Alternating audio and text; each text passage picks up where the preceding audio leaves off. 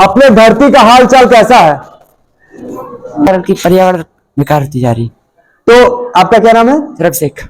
अभिषेक अभिषेक, हमारा नाम भी अभिषेक है। तो अभिषेक ने बताया कि धरती का हाल अच्छा नहीं है। बढ़ती हुई जनसंख्या के कारण पेड़ पौधे काटे जा रहे हैं, हवा प्रदूषित हो रही है ना? तो हाल अच्छा नहीं है। और कोई बताएगा कैसा हाल है? तो पहले की पहले जो धरती थी उसमें इतने सारे पक्षी रहते थे, बट अब पक्षी विलुप्त होते जा रहे हैं। ये क्यों हो रहा है, इसके बारे में आप हमें बताएंगे? इसीलिए आपने पूछा कि पृथ्वी का हाल कैसा है, तो पहले की अपेक्षा बहुत खराब होता जा रहा है, और ये क्यों हो रहा है ये आप हमें सजेस्ट करिए। बिल्कुल। आपका क्या नाम है? आस्था वर्मा। आस्था। तो आस्था ने बताया कि पक्षियों की संख्या बहुत तेजी से घटी है ना? तो इसके लिए क्या कारण जिम्मेदार है, उनको हम कैसे बचा सकते हैं, इस विषय पर भी हम लोग बात करेंगे आज। तो बिल्कुल करेंगे। और भी जैसे आस्था ने बताया, आस्था बैठ जाइए। आस्था ने पक्षियों के बारे में बताया ना, और आस्था ने पूछा भी कि अगर ये पक्षियों की संख्या घटी है तो घटी क्यों है, और इसको हम कैसे बढ़ाने में मदद कर सकते हैं।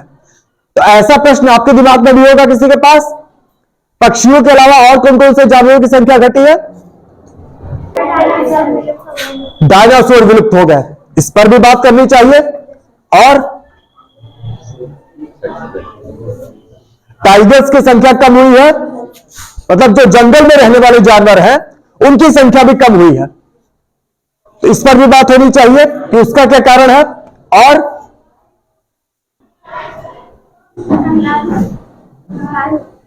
कंगारू, कंगारू तो भारत में है नहीं, वो तो ऑस्ट्रेलिया में है, हालांकि उसकी संख्या बढ़ी है ना? हमारे आसपास में कुछ जानवर ऐसे हैं जिनकी संख्या बढ़ गई है, जिनसे कोई समस्या हो रही है। कौन से हैं? सर बंदर। बंदर है, ठीक है। और मच्छर है, गाय भैंस है, ठीक है। और पर्यावरण में क्या क्या समस्याएं आई हैं?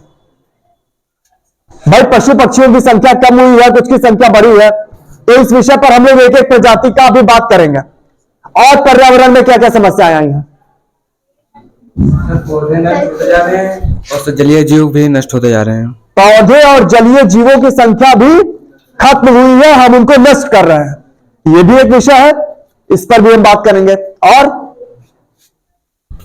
आप लोग सारी बातें कर लो, फिर हम एक एक करके जितनी बातें हुई हैं सब पर बात करते हैं। हवा का हाल कैसा है? प्रदूषित हुई है। अभी आप लोग भी गूगल पर अपने एरिया का एयर क्वालिटी इंडेक्स, हवा की गुणवत्ता एयर क्वालिटी इंडेक्स में मापी जाती है। अगर आप लोग चेक करो गूगल पर, खाली इतना लिखो ना, AQI ऑफ आपके कस्बे का क्या नाम है? दरियाबाद, या AQI ऑफ बाराबंकी, आपको दिख जाएगा। आपको इस समय AQI 150 200 मिलेगा आपके एरिया का। 100 के ऊपर खतरनाक स्थिति कहा जाता है, स्वास्थ्य के लिए खतरनाक। तो ऑलरेडी हमारी हवा, इस गांव की हवा खतरनाक स्थिति में है। और दिल्ली का हाल तो आप लोग जानते ही होंगे। दिल्ली की हवा में जो सांस ले रहा है वो 15-20 सिगरेट समझो रोज पी रहा है। तो हवा की स्थिति भी अच्छी नहीं है। पानी का क्या हाल है? प्रदूषित हुआ है, कम भी हुआ है। पहले लोग 10 फीट पर 15 फीट पर बोरिंग करते थे, पानी इनको मिल जाता था। आज जाके आप जो लोग नल नल लगा रहे हैं उनसे पूछो कितने फीट की बोरिंग कराया है, बताएंगे 40 फीट 50 फीट 60 फीट, है ना? शहरों में आप निकल जाओगे, वहां पर 200 300 400 फीट पर बोरिंग हो रही है। तो पानी भी लगातार जमीन के भीतर खत्म होता जा रहा है ना? आप में से आरओ का पानी कौन कौन पिया है? हाथ उठाओ। बोतल वाला पानी या वो गैलन वगैरह लेकर जाते हैं सब, कभी पिया हो? कभी पिया हो? सबने पिया होगा। घर में ना पिया होगा तो शादी में पिया होगा, किसी पार्टी में पिया होगा। आज पता है लगभग 50% लोग गांव, जैसे मान लीजिए आप गांव में रहे, उसको छोड़ दें, शहरों में आपके बाराबंकी शहर में ही ले लीजिए, बगल में आपका अयोध्या, फैजाबाद, 50% से ज्यादा लोग या तो पानी खरीद कर पी रहे हैं, ये गैलन 20 लीटर वाला, या तो घर में आरओ लगाया हुआ है। मतलब पानी आज जो बचा भी है वो पीने लायक नहीं है। इस पानी में जो तमाम अलग अलग तरह की इंप्योरिटीज हैं, है ना, गंदगी है, उसकी मात्रा बढ़ गई है। अभी इस विषय पर भी हम बात करेंगे, कारण क्या है। तो पानी भी हमारा प्रदूषित हुआ है, कम हुआ है, बहुत बड़े जल संकट की ओर हम लोग बढ़ रहे हैं। अनाज का क्या हाल है, भोजन का क्या हाल है, भोजन की गुणवत्ता बढ़ी है। बहुत सारे पहले मोटे अनाज हमारे बीच में उगाए जाते थे, खाए जाते थे, अपने दादाजी से पूछना। आज हम लोग जो खाना खा रहे हैं उसमें पोषण बहुत कम है। बहुत सारा भोजन ऐसा है वो हमें नुकसान कर रहा है। देशी खाना तो बचा ही नहीं है।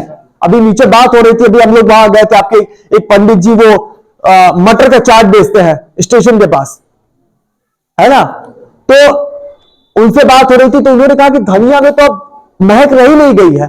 पहले धनिया आती थी, काटो उसको तो दूर दूर तक महकती थी, तो देशी धनिया होती थी, शुद्ध थी वो। ऐसे ही अलग अलग तरह की सब्जियां, अनाज शुद्ध होते थे पहले। आज सब हाइब्रिड आ गया है, तो अनाज की गुणवत्ता भी खराब हुई है। और यही नहीं, अनाज के सामने बहुत बड़ा संकट आकर खड़ा हुआ है। वैज्ञानिक बता रहे हैं कि धरती के जलवायु में जिस तेजी से परिवर्तन हो रहा है, मौसम जैसे जैसे बिगड़ रहा है, आने वाले कुछ सालों में हमारे अनाज का उत्पादन बहुत तेजी से घटने वाला है। अभी पिछले साल पाकिस्तान में लोग अनाज के लिए लाइनों में लगे थे। किसी ने देखा, टीवी में, अखबार में पढ़ा, सुना होगा इस बारे में? क्या वजह हुई होगी कि लोगों को अनाज के लिए लाइनों में लगना पड़ा?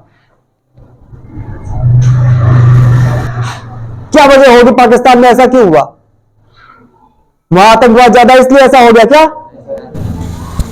क्या वजह होगी उसकी? उत्पादन कम हुआ।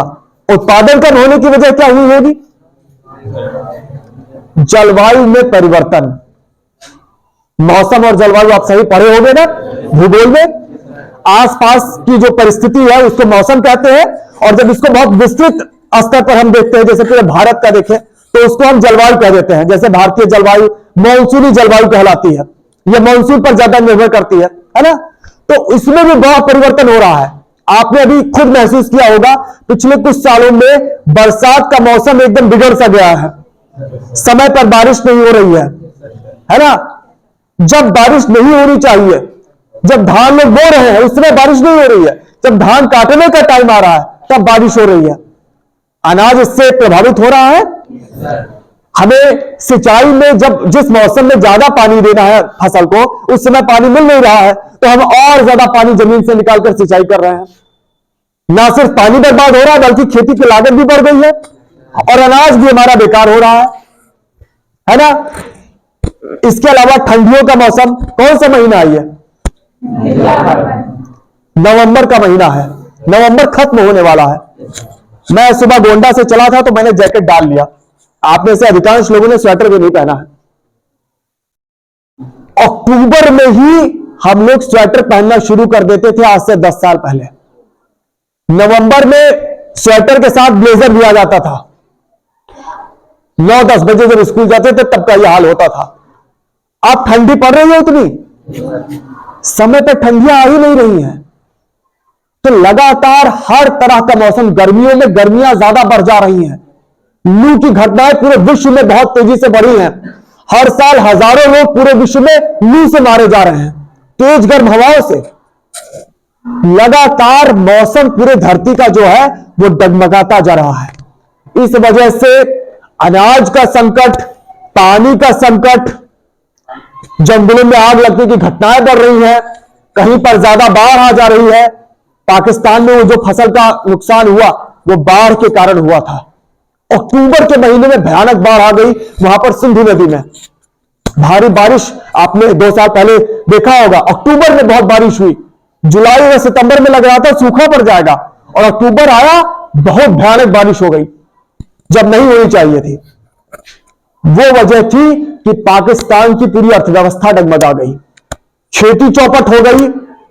जो बिजली के संयंत्र थे, भारी बारिश के कारण जो हाइड्रो इलेक्ट्रिक प्रोजेक्ट थे, प्लांट थे, जो नदियों पर बांध बने थे, उनको बंद करना पड़ा। बिजली बंद हो गई, और बिजली जब बंद हुई तो उसके कारण उद्योग बंद हो गए। पूरी अर्थव्यवस्था चरमरा गई। सिर्फ एक साल बारिश में बड़ा परिवर्तन, फेरबदल हुआ इस कारण से। अगर अपना भारत देश, अपने देश की जनसंख्या कितनी है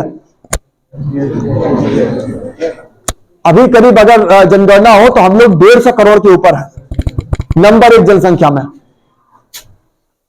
इतनी बड़ी जनसंख्या अकेले अपने एक एक जिले की, आपके बाराबंकी की, गोंडा की, अयोध्या की, फैजाबाद की, एक एक जिले की जनसंख्या हमारे यहां इतनी है कि 50 से ज्यादा देशों की जनसंख्या हमारे एक एक जिले की जनसंख्या से कम है। लाखों की जनसंख्या, 30 लाख, 40 लाख, 50 लाख की जनसंख्या एक एक जिले की है। अगर 2 साल बारिश एकदम बदल जाए, समय पर ना हो, खाना एकदम चौपट हो जाए, अनाज का उत्पादन, क्या हाल होगा पता है? ये जो सरकार फ्री में बांट रही है, सरकार भी बताती है कि उसके पास सिर्फ 2 साल का स्टॉक होता है। 2 साल का खाली उसके पास भंडारण होता है कि अगर 2 साल अकाल पड़ जाए तो 2 साल लोगों का पेट भर लेगी सरकार, उसके बाद नहीं भर पाएगी, उसके बाद उसके पास कुछ नहीं बचेगा। तो बस 2 साल हमारे यहां अनाज का उत्पादन बिगड़ जाए ठीक से, हम लोग भी पाकिस्तान की तरह कटोरा लेकर लाइन में लगेंगे कि लेकिन लाइन में आगे अनाज नहीं बट रहा होगा। पाकिस्तान की तो फिर भी कम जनसंख्या है। इतनी बड़ी जनसंख्या को हम लोग, कई दर्जन देशों को अनाज हम लोग एक्सपोर्ट करते हैं, हमारे बलबूते पर बाकी देश खाते हैं, और हम ही लोग अगर अकाल में पहुंच गए तो हमको कौन देगा? कोई देगा? किसी के पास है ही नहीं इतना। आप लोग यहां आ रहे हो रोज स्कूल में पढ़ाई करने, आपको क्या लगता है आपका कोई भविष्य बचा है? पढ़ाई करके सोच रहे होगे बढ़िया नौकरी करेंगे, खूब पैसे कमाएंगे, बढ़िया मजेदार जिंदगी जिएंगे, ऐसा प्लान कर रहे होगे? कर रहे होगे ना?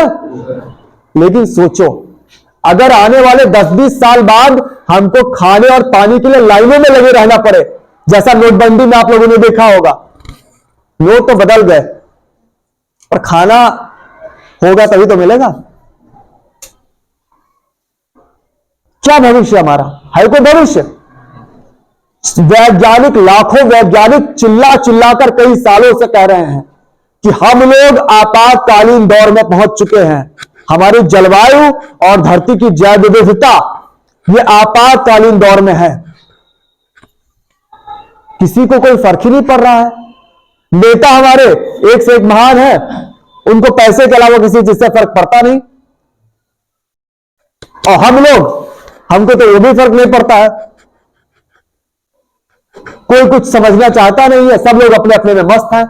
कल को पता नहीं कुछ मिले ना मिले, आज जितना मजा करना है कर लो, यही तो जीवन जी रहे हैं सब लोग।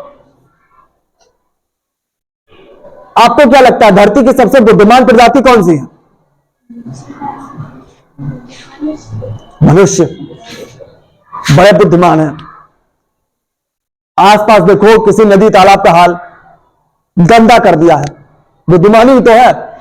हवा का हाल देखो क्या कर दिया है। अब इससे बड़ी बुद्धिमानी क्या होगी हमारी? पेड़ काटे जा रहे हैं, जानवरों को मारते जा रहे हैं, हमसे बुद्धिमान कोई हो सकता है? आप लोग शेख चिल्ली की कहानी सुने हो? कौन था? एक बार शेख चिल्ली एक पेड़ की डाल पे चढ़ा और जिस डाल पे बैठा उसी को काटने लगा। डाल जब कट गई तो नीचे आके गिरा और उसकी सारी हड्डियां टूट गई। हम लोग भी पर्यावरण की उसी डाल को काट रहे हैं जिस पे बैठे हुए हैं। आपको क्या लगता है हम लोग यहां पर जीवित हैं? क्यों हैं? कुछ परिस्थितियों के कारण।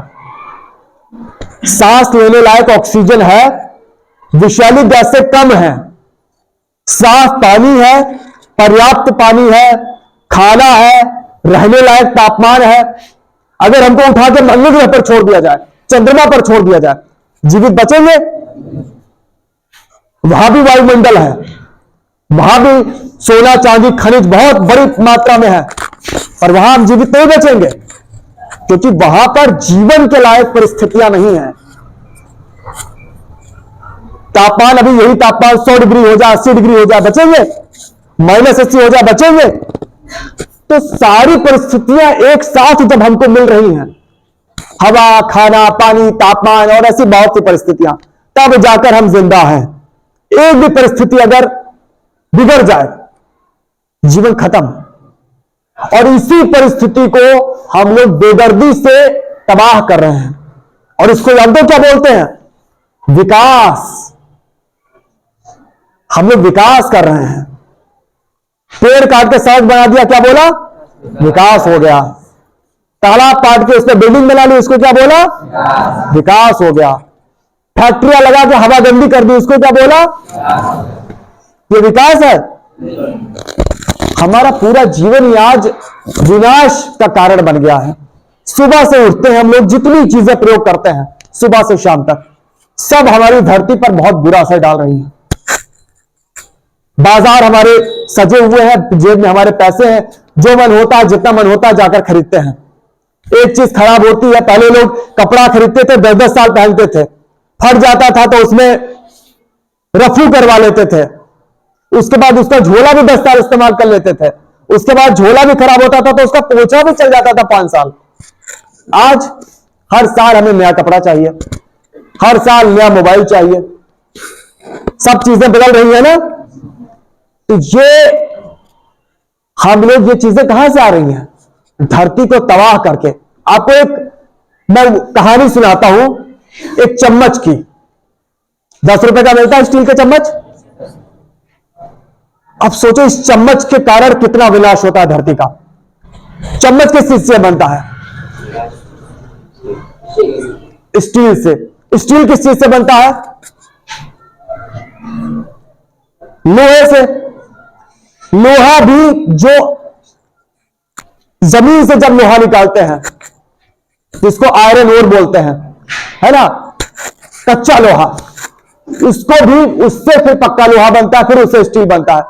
तो मान लीजिए हमको चम्मच की आवश्यकता है, तो हमें सबसे पहले क्या चाहिए? कच्चा लोहा। अब कच्चा लोहा कहां मिलेगा? धरती के अंदर, किसी पहाड़ के नीचे दबा है, किसी जंगल के नीचे दबा हुआ है। हमने जंगल को पूरा काट डाला, सारे प्राणियों को मार दिया उसके, फिर वहां खुदाई की, खनन किया हमने, वहां से निकाला क्या हमने? कच्चा लोहा। अब कच्चे लोहे से पक्का लोहा बनाना है तो लोहे को गलाना पड़ेगा। गलाने के लिए चाहिए कोयला। अब कोयला भी किसी जंगल के नीचे या पहाड़ के नीचे दबा हुआ है, तो फिर हमने एक जंगल या पहाड़ को तबाह किया, प्राणियों को हमने मार दिया, प्रदूषण किया, खनन किया, और वहां से निकाला कोयला। उस कोयले को लेकर आए ट्रेन में 1000 किलोमीटर की यात्रा करवाकर, डीजल से चलती हुई ट्रेन आई।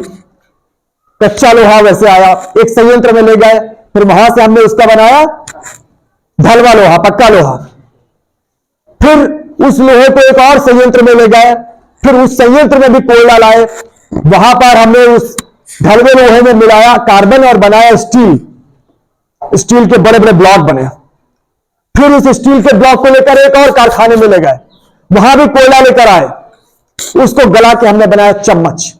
फिर कई 100 किलोमीटर, कई 1000 किलोमीटर की यात्रा करके वो चम्मच आया हमारे बाजार में, और हमने खरीदा धनतेरस के दिन 10 रुपए का एक चम्मच। सिर्फ 10 रुपए के चम्मच की हमारी मांग की पूर्ति के लिए कितना विनाश किया गया, आप कल्पना कर सकते हो? वो जानवर जो करोड़ों साल से उस जंगल में रह रहे थे, उनको समूल खत्म कर दिया गया, उनका कुछ नहीं बचा वहां। जंगल खत्म हो गया, सब कुछ बर्बाद हो गया। तो यह होता है जब हम किसी चीज की मांग करते हैं बाजार से। बाजार में जितनी चीजें आपको बिकती हुई दिखाई दे रही हैं, उसके रॉ मटेरियल से लेकर उसकी प्रोसेसिंग तक, उसके उत्पादन तक के लिए प्रकृति का बुरी तरीके से विनाश किया जाता है, भारी प्रदूषण किया जाता है। वहां के रहने वाले लोगों को, आदिवासियों को या जानवरों को वहां से बेदखल किया जाता है, संघर्ष होता है। ये सब कुछ करके हमें बाजार में चीजें मिलती हैं। तो ये हमारी जिम्मेदारी है कि हम किसी भी चीज को अगर खरीद के ला रहे हैं, एक जूता अगर हमने खरीदा है तो उसका अधिकतम उपयोग करें, जितना ज्यादा हम उसको चला पाए चलाएं, फट जाए तो मोची से सिलवा लें, क्योंकि जब हम नया जूता खरीदेंगे तो उसके उत्पादन में कितना बड़ा विनाश हुआ है हम कल्पना भी नहीं कर सकते हैं। तो हमें क्या सोचना समझना चाहिए इस विषय को। कोई भी सामान, बहुत से सामान तो आजकल प्लास्टिक के पैकेजिंग में आ रहा है। चिप्स लेकर आते हैं, 10 ग्राम चिप्स है, 50 ग्राम उसमें हवा भरी है और उसमें अनंत काल के लिए रहने वाला प्लास्टिक है। चिप्स तो खा लिया, प्लास्टिक कौन खाएगा? हम खाएंगे? जानवर खाएंगे? ये धरती माता खाएंगी? कोई नहीं खा पाएगा। जो खाएगा वो मरेगा, क्योंकि वो कभी नष्ट नहीं होने वाला। वो छोटे छोटे टुकड़ों में टूट जाएगा, माइक्रो प्लास्टिक में कन्वर्ट हो जाएगा, तो इसको हम अपनी आंखों से देख भी नहीं पाएंगे। और वो हमारे मिट्टी में मिलता है, वो हमारे पानी में मिलता है, हमारे खून में भी प्लास्टिक है। पता आपको? ये प्लास्टिक जो हम चारों तरफ फेंक रहे हैं, ये छोटे छोटे टुकड़ों में टूटकर हमारे अनाज से, हमारे पानी से, हमारे शरीर में आ चुका है। और बहुत कई तरह के कैंसर और बहुत सारी बीमारियां इन प्लास्टिकों के कारण हो रही हैं। तो हमें इसका इस्तेमाल भी, इस पर भी सोचने की जरूरत है कि नहीं। सरकार ने फॉर्मेलिटी में कहा सिंगल यूज प्लास्टिक आज से बैन, लेकिन बैन हुआ नहीं। क्यों? भाई बनाने वाले माफिया है, अरबों खरबों वाले रुपए वाले लोग, वो बना रहे हैं। क्यों? क्योंकि हम लोग बेवकूफी में खरीदने के लिए बैठे हुए हैं, लोगों से कहो भैया पन्नी इस्तेमाल ना करो, कहेंगे हमारे अकेले के इस्तेमाल करने से क्या होता है। कुछ लोग कहेंगे अरे जाओ सरकार को रोको, अपनी धरती बर्बाद किए जा रहे हैं। लेकिन रोकना किसको है? सरकार को फर्क पड़ता है किसी से? तो अगर हम लोग समझते हैं कि हम लोग बुद्धिमान हैं, तो बुद्धिमानी वाला काम करना पड़ेगा। ये जो काम कर रहे हैं ये महाबेवकूफी वाला काम है। हमारे अलावा कोई ऐसी प्रजाति नहीं इस धरती पर जो धरती को बर्बाद करती हो। एक कभी नाम बता दो।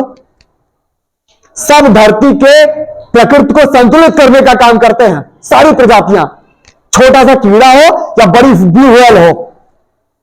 सिर्फ हम लोग एक ऐसे हैं जिन्होंने बुद्धिमानी के नाम पर खाली बेवकूफी फैला रखी है चारों ओर। तो हमको समझना है, अगर नहीं समझेंगे तो हमारा कोई भविष्य नहीं है और हम लोग तो मरेंगे ही मरेंगे। 200 प्रजातियां प्रतिदिन विलुप्त हो रही है, पता धरती से लगभग 200 प्रजातियां। धरती पर वैज्ञानिक बता रहे कि महाविनाश चल रहा है इस समय। 200 प्रजाति विलुप्त हो रही है। विलुप्त होने का मतलब समझते हो? उसका एक प्राणी शेष न बचना, जीवों की और पेड़ पौधों की मिलाकर।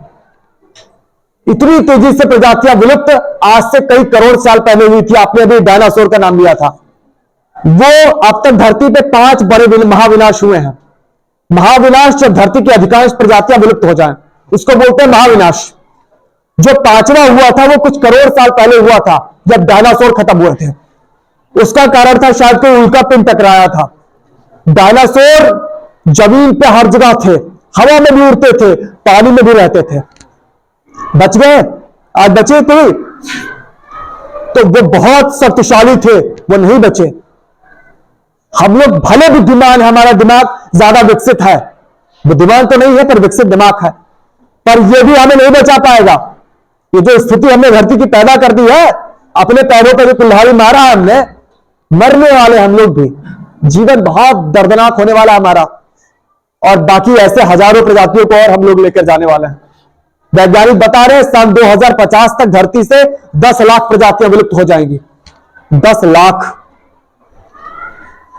कारण कौन है? हम लोग, हमारा वजह। ये जो 6वां महाविलुप्तीकरण है, कोई उल्का पे नहीं टकराया धरती से, ये सारा कारनामा हमारा है। बुद्धिमानी में हमने ये कारनामा कर दिया है। तो हमें समझने की आवश्यकता है। सारे लोग समझेंगे? ठीक है। अब पीरियड तो आपका दूसरा चालू हो गया है, मैं 10 मिनट और लूंगा। सर मैं 10 मिनट और लेता हूं। ये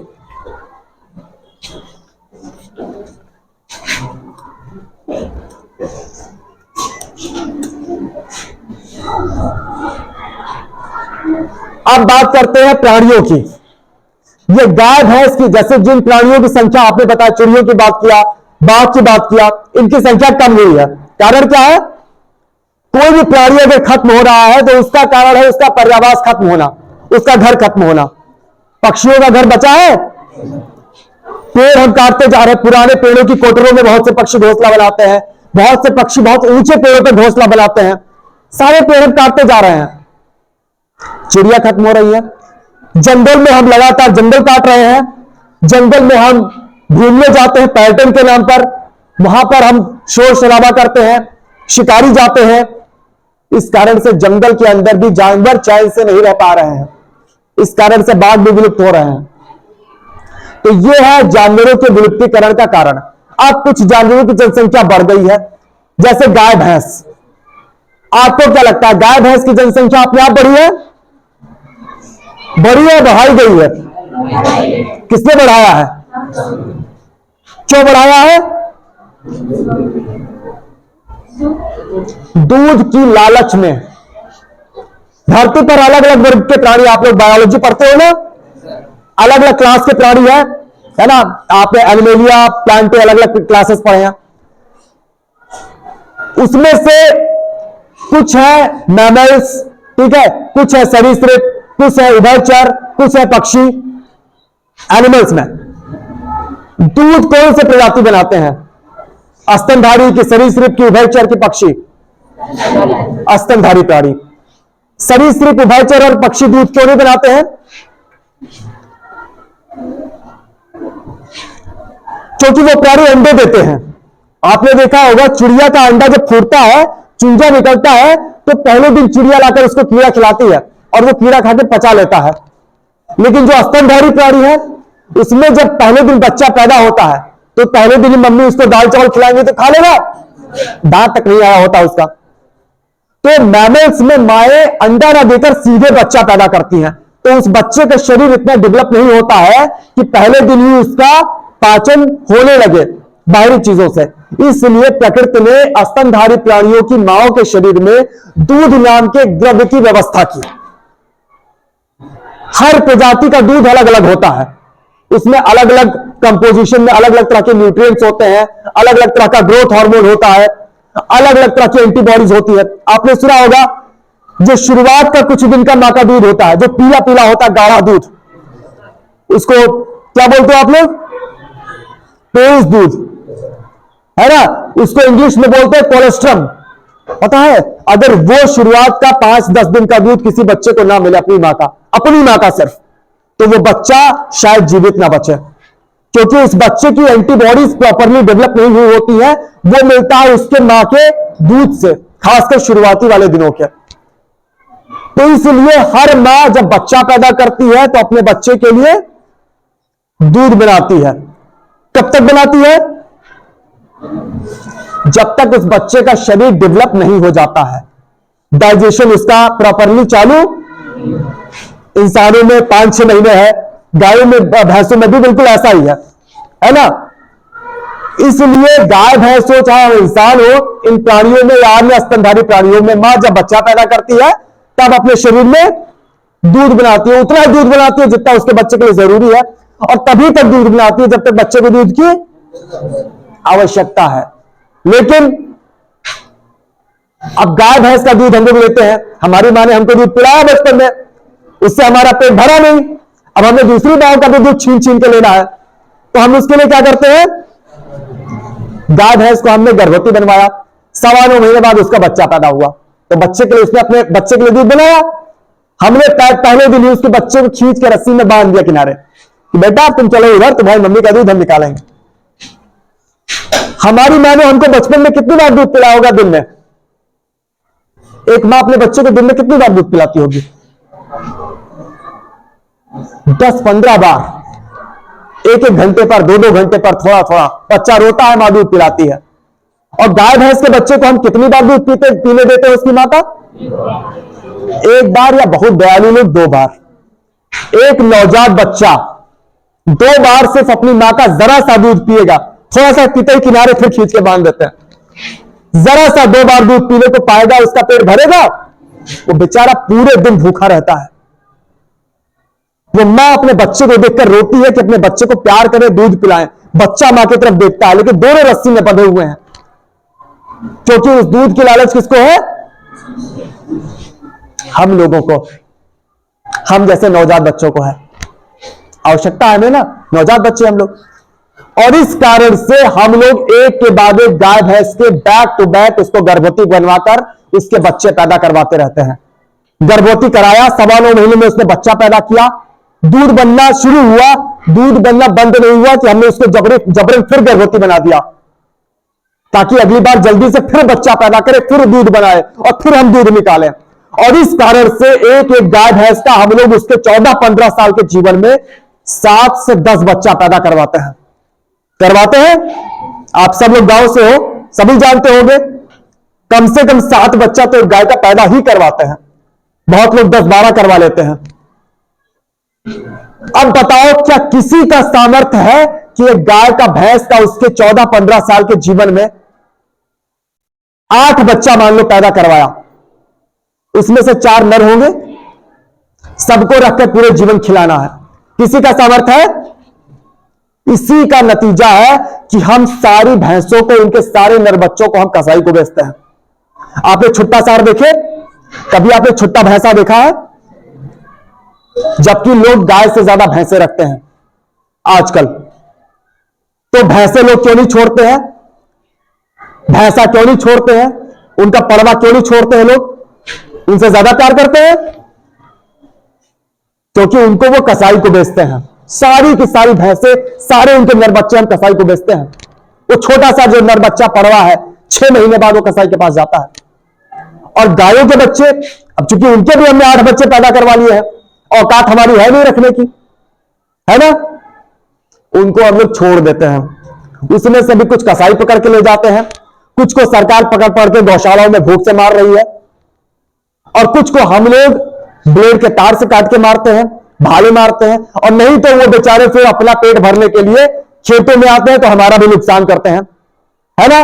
किसानों ने फिर वो तार लगाए हजारों रुपए खर्च करके, किसानों का नुकसान है। अभी ठंडी आ रही है, सब लोग रात रात भर पहरा देंगे इसी खेत में ठंड में। क्यों?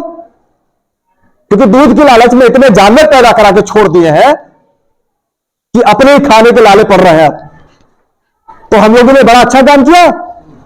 एक तो शोषण किया, जबरदस्ती जनसंख्या बढ़ाई, जबरदस्ती उतनी दुर्दशा हो रही है गायों की, भैंसों की, ब्लेड के तार लग जाते हैं, फिर कीड़े पड़ते हैं और इतनी भयानक मौत होती है उनकी, हम कल्पना नहीं कर सकते हैं। उन गौशालाओं में सूखा भूसा डाला जा रहा है गायों को। कोई भी गाय है, मतलब गौवंश जो है गौशालाओं में, जो सरकारी गौशालाएं खुली हैं, 3-4 महीने ज्यादा जिंदा नहीं बचता है कोई भी बेचारा सुखी नहीं है, पूरे जीवन शोषण है उसका। इंसानों में कहते हैं हम 2 बच्चों के बीच में 3 साल का गैप रखो, है ना, कि एक बच्चा अगर आपका पैदा हुआ है तो दूसरा बच्चा 3 साल के बाद करना, वरना जच्चा और बच्चा दोनों को समस्या होगी। और गायों भैंसों का एक पैदा हुआ, दूध बनना बंद नहीं हुआ, दूसरा तैयार है। बेचारी की उम्र, गाय की उम्र 25-25 साल तक होती थी। बहुत अच्छा कोई अगर आहार देता है गाय को तो 13, 14, 15 साल जी पाती है, वरना 8-9 साल में बुढ़ी हो जाती है, इतना बच्चा पैदा करने के बाद। वो बच्चा पैदा करने की और दूध बनाने की मशीन है क्या? वो मां है, हमारी मां की तरह वो मां है, हमारी मां की तरह ही उसके अंदर मातृत्व की भावना है, और उसकी मातृत्व की भावना का हम शोषण करते हैं। और फिर ये समस्या हमारे सामने आती है छुट्टा जानवर की। अब आपको क्या लगता है कि ये जो छुट्टा जानवर की समस्या है, इसका क्या समाधान है? सरकार कोई समाधान कर पाएगी? या तो वो कसाई के पास जाएंगे, और वह या तो जो स्थिति आज है ये स्थिति रहेगी, और विकराल स्थिति होगी। और ये तो कहो इतने सारे मारे जा रहे हैं, अगर सारे के सारे जिंदा बच जाए तो हमारे खेत में एक दाना नहीं बचेगा। हम इतने जानवर हर साल पैदा करा के छोड़ते हैं, हम छोड़ते हैं, सरकार इनको पकड़ के ले जाती है गौशालाओं में, कसाई ले जाते हैं, कुछ करके मरते हैं, इसके बाद अगले साल फिर उतने आ जाते हैं। क्यों? छोड़ तो लगातार रहे हैं हम लोग ना। जब तक दूध और दूध के जो तमाम उत्पाद हैं, खोया, मक्खन, घी, पनीर, इसकी मांग जब तक हम लोग बंद नहीं करेंगे, तब तक ये अनियंत्रित रूप से जो जनसंख्या उनकी बढ़ाई जा रही है, ये रुकेगी नहीं। और फिर आप लोग कभी लखनऊ जाते होंगे, चौराहों पर आपको बहुत सारे बच्चे भीख मांगते हुए दिख जाते होंगे।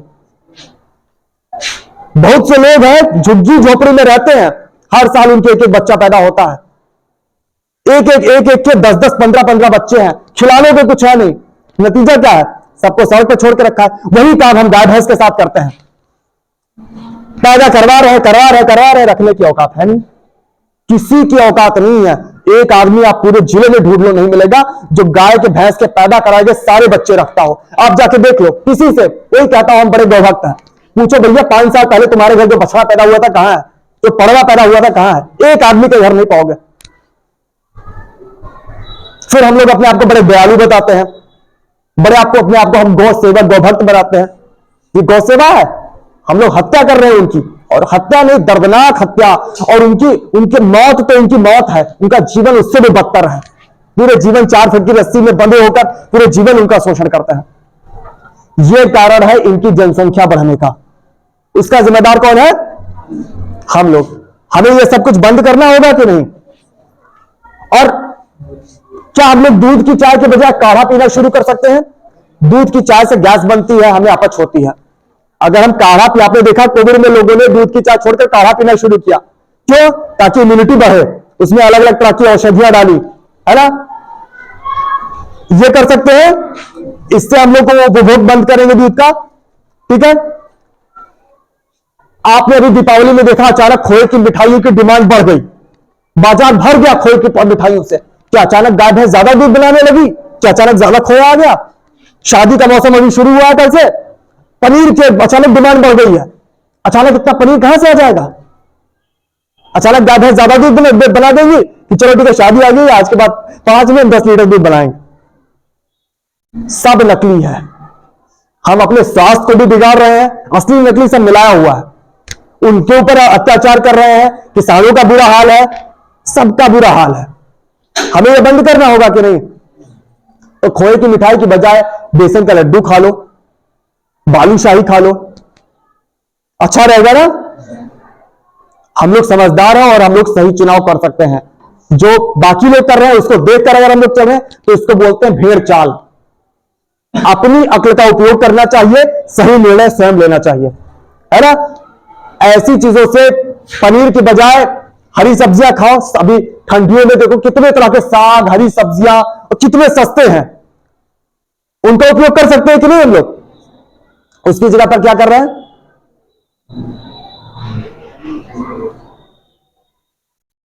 तो हमें उपभोग एकाएक पूरा ना बंद कर पाए तो हमें धीरे धीरे कम करना होगा, है ना? चाय से शुरुआत करें, मिठाई से शुरुआत करें, इसका बंद करना होगा। दूध की बजाय हम ज्यादा सब्जियां लाना शुरू करें, 1 कटोरी के बजाय 2 कटोरी दाल खाएं, फल खाना शुरू करें, रोज कम से कम 1 फल खाएं। इससे हम ज्यादा स्वस्थ रहेंगे, इससे हम ज्यादा मजबूत बनेंगे, ना कि वो गंदी चीजें खाने से। बाकी मांस है, मछली है, अंडा है, ये भी जानवरों का शोषण करके, उनका उत्पीड़न करके, उनका हत्या करके लिया जाता है। क्या ये खाना आवश्यक है? इसकी कोई आवश्यकता नहीं है। हम लोग गंगा के मैदान में रहते हैं, इतना प्रचुर, इतना उपजाऊ भाग है, सब्जियों की, फलों की, अनाज की कोई कमी नहीं है, क्यों ना उससे पेट भरे। हमारी दालों में मांस से, अंडे से, दूध से ज्यादा प्रोटीन है। अरहर की दाल, मसूर की दाल, उड़द की दाल, काबुली चना, राजमा बहुत अच्छा है प्रोटीन में। आप लोगों ने बचपन में अभी अपने साइंस की किताबों में पढ़ा होगा फूड चेन के बारे में, खाद्य श्रृंखला के बारे में पढ़ा है। हमारी खाद्य श्रृंखला में उत्पादक है और उपभोक्ता है। उत्पादक कौन है? हमारी खाद्य श्रृंखला में उत्पादक कौन है? पेड़ पौधे। और सारे जानवर क्या है? उपभोक्ता, चाहे प्राथमिक उपभोक्ता हो या द्वितीयक उपभोक्ता हो, सारे के सारे क्या है? उपभोक्ता है। तो पेड़ पौधे उत्पादक क्यों हैं? क्या उत्पादन करते हैं वो? जितने एसेंशियल न्यूट्रिएंट्स हैं जो हमारे लिए आवश्यक है, जो हमको बाहर से प्राप्त करना ही करना है, उसका उत्पादन सिर्फ पेड़ पौधे करते हैं। ये जो प्रोटीन है ये अमीनो एसिड से बनता है, इसका अमीनो एसिड का उत्पादन, जो एसेंशियल अमीनो एसिड है, उनका उत्पादन सिर्फ पेड़ पौधे करते हैं। विटामिन, इनका उत्पादन कौन करता है? पेड़ पौधे। मिनरल्स, आयरन, कैल्शियम, जिंक मिट्टी में पाया जाता है, पौधे अपनी जड़ों से इनको अवशोषित करते हैं। तो चाहे वो गाय हो, भैंस हो, मुर्गी हो, भेड़ हो, बकरी हो, इन सबको प्रोटीन, विटामिन, कैल्शियम कहां से मिलता है? पेड़ पौधों से। तो जब पेड़ पौधे उत्पादक है तो पूरी से क्यों ना ले ले हम सारी चीजें?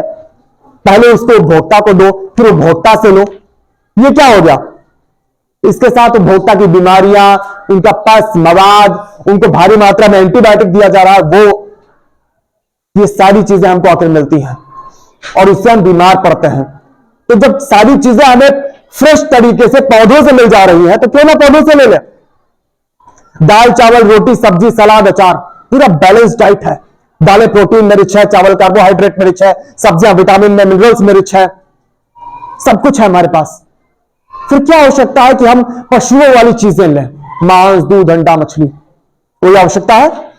और जब भी हम पशुओं से कोई चीज लेते हैं, हम कहते हैं ना यूज करते हैं, तो असल में हम अब्यूज करते हैं, हम उनका शोषण करते हैं। क्यों शोषण करें हम? जो व्यवहार हम अपने लिए नहीं चाहते हैं वो उनके साथ हम क्यों करें? गाय भैंस के साथ जो हम करते हैं, अगर किसी इंसान के साथ हो वही चीजें, हम कल्पना कर सकते हैं कितना बुरा होगा। कैंडल मार्च कर रहे होंगे हम लोग, कृत्रिम गर्भाधान, कितना बड़ा शोषण है। जो बकरे के साथ और मुर्गे के साथ होता है वो कोई हमारे साथ करे, हम लोग उसको आतंकवादी कह देंगे। और वही चीज हम उनके साथ करते हैं और अब बताते हैं हम लोग बड़े इंसानियत वाले लोग हैं, विश्व शांति की बातें करने वाले लोग हैं, बड़े महामानव बन गए हैं, बड़े धार्मिक लोग हैं। यही इंसानियत हमारी, यही हमारी विश्व शांति है, यही हमारा धर्म है। दूसरों की मदद न कर पाए तो दूसरों को मार रहे हैं हम लोग, दूसरों का शोषण कर रहे हैं। इंसान है तो हमारी जिम्मेदारी बढ़ती है। कहते हैं पावर ब्रिंग्स रिस्पॉन्सिबिलिटी। अगर आप ज्यादा पावरफुल हैं, अगर आपके पास ज्यादा शक्ति है, तो शक्ति का दुरुपयोग नहीं बल्कि सदुपयोग करना है। दूसरों को बचाने में, दूसरों की मदद करने में उस शक्ति को लगाना है, ना कि दूसरों का शोषण और दूसरों की हत्या करने में। आप लोग देखते होंगे हमारे समाज में अलग अलग तरह के भेदभाव हैं। अमीर गरीब का भेदभाव है, जाति वाले भेदभाव है, धर्म वाले भेदभाव है ना, लिंग वाले भेदभाव है। ये भेदभाव क्यों है? क्योंकि कुछ लोग अपने आप को ताकतवर समझते हैं और दूसरों को कमजोर समझकर उनका शोषण करते हैं। यह जन्म देता है भेदभाव को। तो खुद को बलवान समझना, दूसरों को कमजोर समझना या दूसरों को अपने इस्तेमाल की चीज समझना, यह भेदभाव के उत्पन्न होने का कारण है। यही इंसानों के बीच में हम करते हैं, यही जानवरों के बीच में भी हम करते हैं। एक इंसान दूसरे इंसान का शोषण करता है और दूसरे का नहीं कर पाया तो जानवर का तो करेगा ही। कहते हैं ना कि जानवर तो हमारे इस्तेमाल के लिए बनाया गया धरती पर, कोई किसी के इस्तेमाल के लिए नहीं बनाया गया है। सबका अपना अपना अस्तित्व है, सबका अपना अपना जीवन है और सबका अपना अपना अधिकार है। सबका, सब स्वतंत्रता पूर्वक रहने के अधिकारी हैं। कौन होते हैं हम दूसरे की स्वतंत्रता छीनने वाले? स्वतंत्रता दिवस हर साल मनाते हैं 15 अगस्त को। आजादी हमारा जन्म सिद्ध अधिकार है, बोलते हैं ना, इनकलाब जिंदाबाद, और दूसरे की आजादी छीने पड़े हैं। जानवर को रस्सी में बांध रहे हैं, पिंजरे में भरे हैं, मार रहे हैं, शोषण कर रहे हैं। खुद हमें आजादी का मतलब नहीं मालूम है। अपनी जब आजादी छीनती है तब बड़ा दर्द होता है। फिर 100 साल आंदोलन चलाते हैं हम लोग, स्वतंत्रता के आंदोलन, और वहीं जब दूसरे के साथ करते हैं, ये तो हमारा अधिकार है, पर्सनल चॉइस है, हमारा व्यक्तिगत चुनाव है, ऐसा बोलते हैं। ये दोगलापन है, इसको हमें बंद करना होगा। जो व्यवहार हम अपने लिए नहीं चाहते हैं वो उनके साथ भी ना करें, उन प्राणियों के साथ भी, किसी के साथ ना करें इस धरती पर। जब ऐसा करेंगे तभी हम सच्चे इंसान बनेंगे, वरना कोई भेदभाव खत्म नहीं होगा। क्योंकि खुद को बलवान और दूसरों को अपने इस्तेमाल की चीज समझना, ये भावना तो हमारे अंदर बनी रहेगी। इसको बोलते हैं प्रजातिवाद। जैसे जातिवाद, लिंग भेद, नस्ल भेद, ऐसे ही इसको बोलते हैं प्रजातिवाद। जब इंसान अपने आप को बलवान और दूसरों को अपने इस्तेमाल की चीज समझता है, दूसरे जानवरों को। तो हमें वसुधैव कुटुंबकम का भाव लाना चाहिए कि पूरी धरती एक परिवार है, कुटुंब है, और सभी प्राणी इस कुटुंब के सदस्य हैं। जब ये भावना हमारे अंदर आएगी, जब एक दूसरे को हम रेस्पेक्ट के साथ, आदर भाव के साथ देखेंगे, मदद न कर पाए तो कम से कम नुकसान तो नहीं पहुंचाएंगे, तब जाकर हम लोग भारत को विश्व गुरु बनाना चाहें या जो भी करना चाहे वो कर पाएंगे, या खुद अच्छा इंसान होने का दावा कर पाएंगे। ऐसा करेंगे हम लोग।